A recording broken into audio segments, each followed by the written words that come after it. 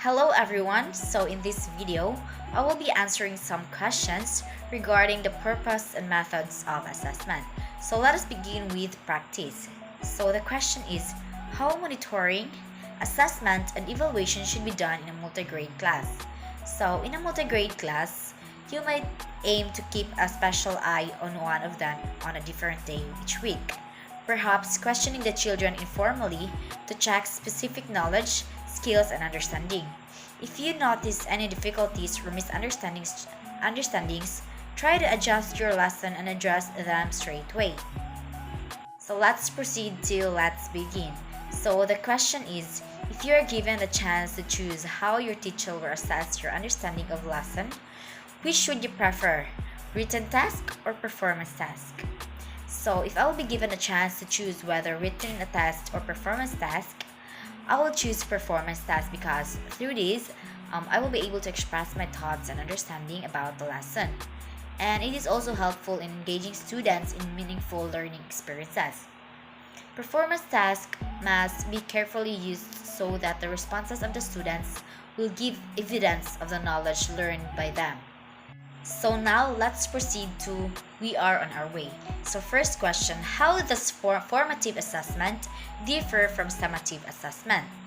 So if formative assessment measures how a student is learning during a course of study, summative assessment is designed to measure how much a student has learned after a unit or course has reached its completion. Formative evaluation is done for improvement in learning. It is like unit tests done after every unit to evaluate how much students understand or learn and diagnose their problems. Whereas summative evaluation is an assessment done after when course is completely done. For example, our final exams. So question number 2.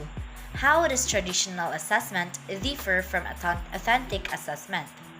Traditional assessments often take the form of an exam with selected response items, such as multiple choice or true or false questions. In contrast, an authentic assessment would ask a student to use information to create a product or perform in some way. Question number 3. Are all performance tasks authentic assessment? Authentic assessment usually includes an authentic task and a rubric. Students perform the task while the rubric is used to evaluate their performance. As opposed to traditional assessment, which lacks variability, the authentic assessment allows students to demonstrate their knowledge and skills in different ways. Question number 4. Is self-assessment better than peer assessment?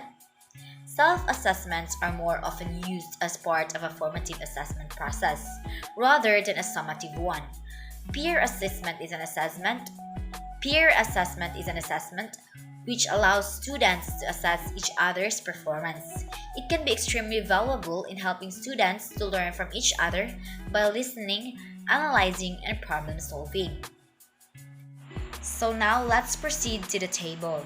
So the topic that I chose is the human sense organs. So for grade level 1, the assessment method that I chose is the games. So the skills and values that are developed in this method is that students will be able to develop their communication and interpersonal skills as they will be collaborating with their classmates. So for grade level 2, the assessment method that I chose is drawing. So students will be able to develop their creativity and imagination. And lastly, for grade level 3, the assessment method that I chose is a quiz because in this method, students will be able to develop their thinking and understanding skills as well.